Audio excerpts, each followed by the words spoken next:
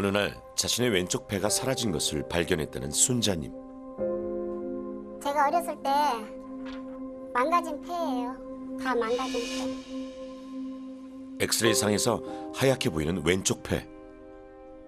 이쪽은 오른쪽이고요.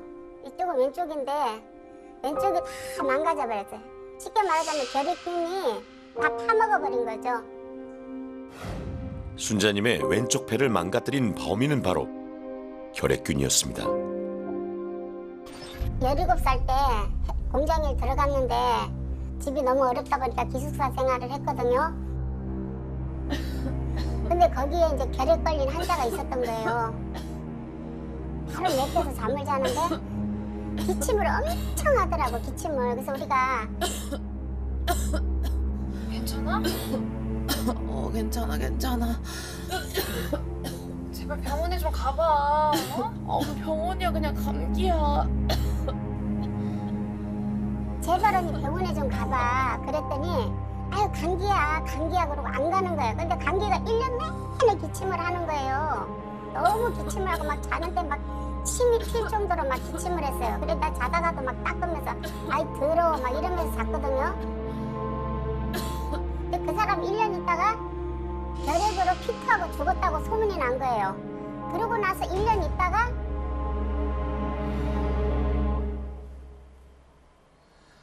내가 갑자기 감기 몸살처럼 오한이 오면서 열이 펄펄펄펄 나는 거예요.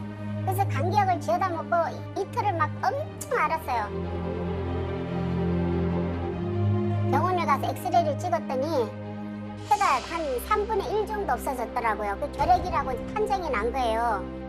결핵은 아마 잘 모르시는 분들도 많을 텐데 아주 오래된 병입니다. 이제 결핵은 예전에 이집트 미라에서도 이제 결핵성 병변이 발견됐듯이 인류의 역사와 이제 함께 시작한 병인데 여전히 많습니다.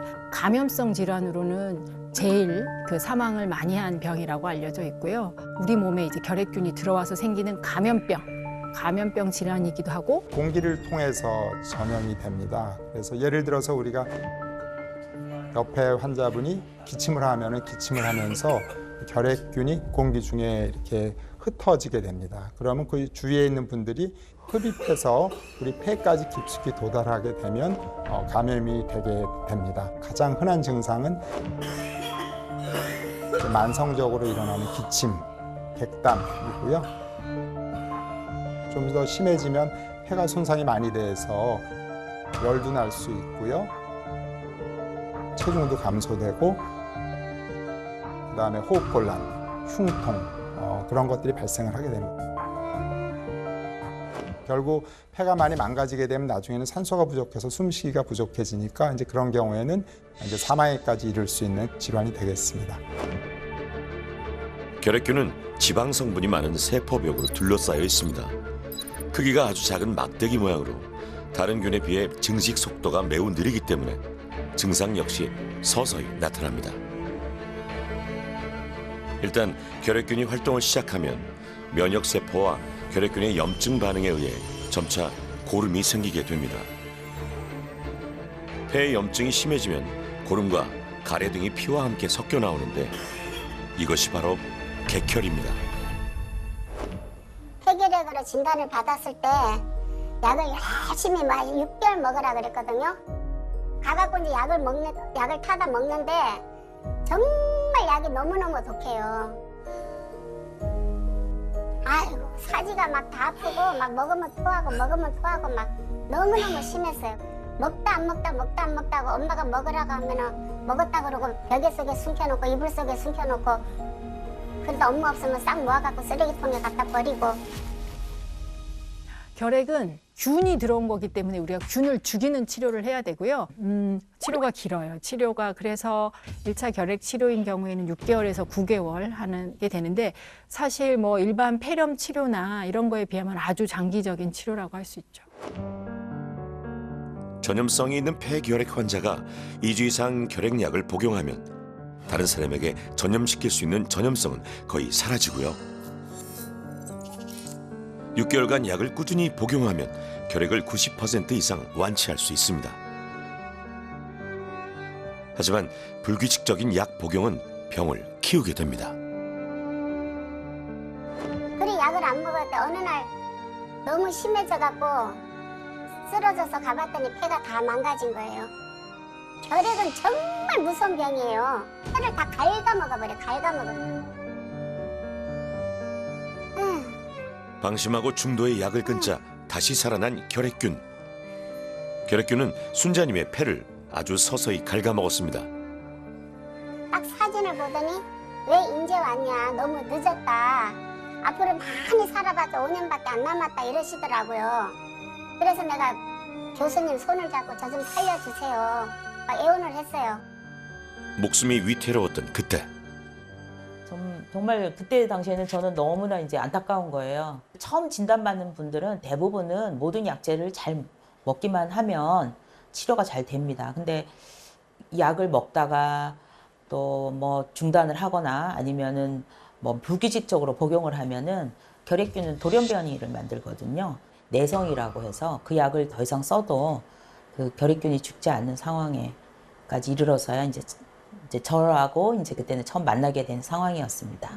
신자님도 이것이 마지막 치료라고 생각을 했기 때문에 정말 많이 참으면서 치료를 했는데 거의 울면서 먹었다라고 해도 과언이 아닐 정도로 너무나 힘든 투병 과정을 거쳤습니다. 1차 결핵약에 내성이 생긴 환자는 2차 약을 사용하는데요. 더 길고 힘든 약물 치료를 해야만 합니다. 내성이 있으면 그 약으로는 그 균을 죽일 수가 없어서 결핵균이 계속 나오고. 6개월 치료로 안 되는 겁니다. 5가지 이상의 약으로 바꿔야 되고요. 치료를 18개월 이상 복용을 해야 됩니다. 무려 2년 6개월 동안 약을 먹고 46살에 완치 판정을 받은 순자님. 하지만 이미 망가진 폐는 돌아오지 않았습니다. 숨이 차서 집안 청소조차 힘들고 망가진 폐 때문에 염증을 달고 삽니다. 결핵 치료는 성공적으로 마무리됐는데 본인이 갖고 있는 이 폐가 한쪽 폐의 기능이 전혀 살지는 못하는 상황에서 완치가 되거든요. 결국에는 이미 사라진 폐는 더 이상 돌아오지는 않는 상황으로 치료가 마무리된. 그런 이제 흉터 같이 그런 그 흉터 덩어리만 남았다고 그렇게 보시면 되고요. 그러니까 몸 안에 시한폭탄 같고 폐라는 기능을 못하는 그런 망가진 폐가 남아있게 되는 거죠. 진짜 약 열심히들 먹었으면 좋겠어요. 정말로. 난 진심으로 하는 소리야. 결핵을 이거 약 안 먹잖아요. 죽어요, 죽어. 결국에는 죽음밖에 없어요.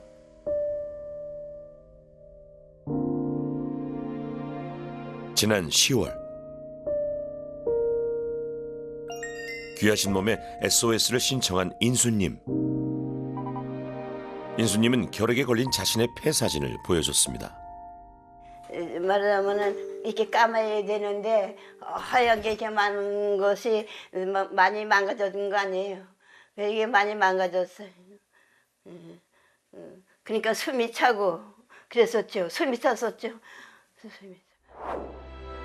이상하게 감기에 걸린 것처럼 밤새 식은땀이 나는가 하면 심한 기침과 가래가 오랫동안 멎지를 않았는데요. 그냥 기침하고 나면은 토하고 막 어지럽고. 병원에 갔다가 뜻밖의 결핵 판정을 받았다고 합니다.